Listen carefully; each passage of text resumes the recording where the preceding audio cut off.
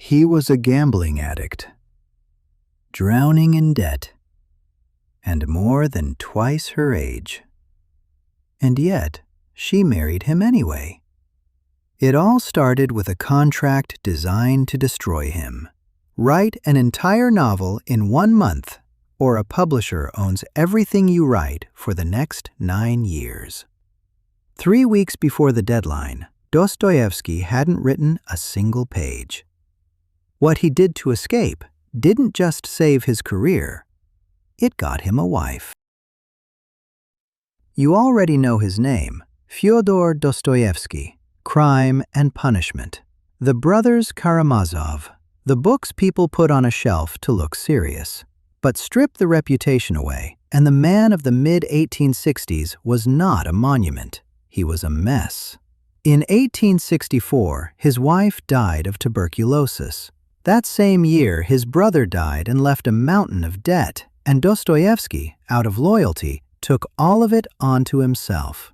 He was raising his brother's family and his late wife's son, and he had one more problem, a private one that ate money faster than he could earn it: roulette. Dostoevsky was a gambling addict, not the charming kind. He would pawn his coat, win, lose it all, write desperate letters begging for an advance, and go straight back to the table. He knew exactly what it was doing to him. He just couldn't stop. So he was broke. And when a broke, desperate genius meets a man who lends money, the genius usually loses.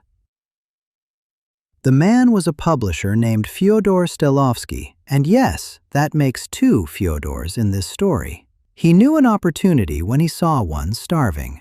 In 1865, he offered Dostoevsky 3,000 rubles, enough to hold off the worst of the creditors, in exchange for the rights to publish a collected edition of everything Dostoevsky had already written. Fine, desperate, but survivable. The catch was buried in one clause. Dostoevsky also had to deliver a new novel, at least a short book's worth, by the 1st of November, 1866. And if he didn't, then Dostoevsky would own the rights to publish everything Dostoevsky wrote for the next 9 years, past and future, without paying him another kopeck. Read that again. If he was 1 day late, every word he ever wrote after that belonged to another man. For 9 years. It was, essentially, a bet against his own destruction, and he signed it because November 1866 felt very far away when the rent was due today. Then 1866 arrived, and it did what deadlines do. It got close. Here was the impossible part. Dostoevsky wasn't free to write Dostoevsky's novel because he was already writing another one at the same time under a different deadline. That other novel was Crime and Punishment. One of the most important books in the history of literature was, to him, the thing keeping him from the book that would decide his freedom. October came.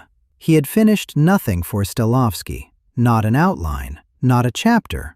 Roughly 4 weeks to write an entire novel from nothing while finishing another, and if he failed, 9 years of ruin. His friends thought it was over. One of them, though, had an idea Dostoevsky had never tried in his life. He wrote everything by hand, alone, slowly. What if, for once, he didn't? What if he spoke the book out loud and someone else caught it on paper as fast as he could talk?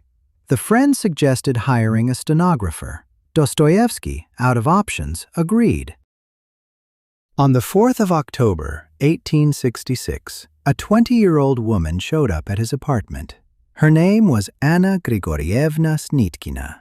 She was near the top of her stenography class, one of the first professional women in Russia to do this work, and she had grown up reading his novels. Now the author was standing in front of her, 45 years old, ill, chain-smoking, irritable, and clearly terrified.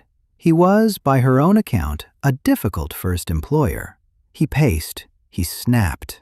He forgot her name, called her by the wrong one, told her the whole plan was probably hopeless. Then he started to dictate.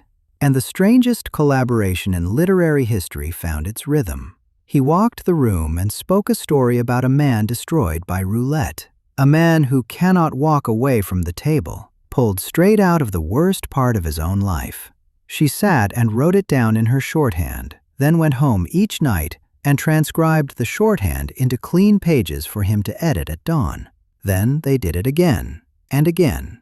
The novel was called The Gambler. He was, quite literally, dictating his own addiction to a girl half his age while the clock ran out. 26 days. That is how long it took the two of them to write an entire novel from nothing. They finished on the 29th of October, with a day to spare. And here, Dostoevsky showed his last card.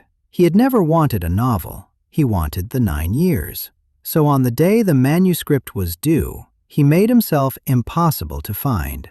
Left town, his office said. No one authorized to sign for it. Come back later, when later would be too late. It nearly worked.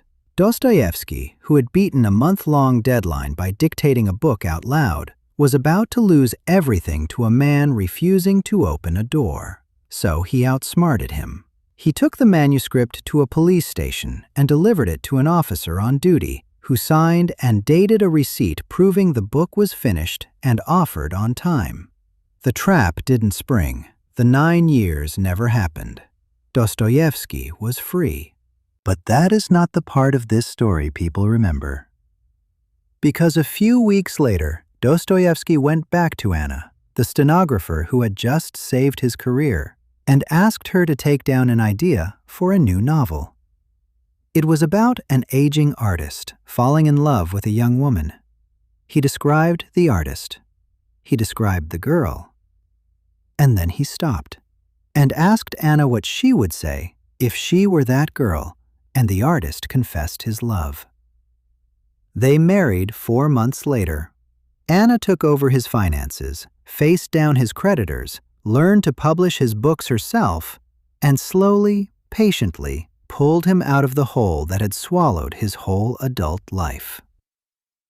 The contract designed to destroy Dostoevsky handed him the one person who would save him. The next writer on this channel didn't gamble her career on a deadline. She just vanished. One cold night in 1926, one of the most famous authors on earth walked out of her house, drove into the dark, and disappeared for 11 days while 1,000 police searched the country for a body. When they found her, she was living under another woman's name, and she never explained what happened. Subscribe so you don't miss it.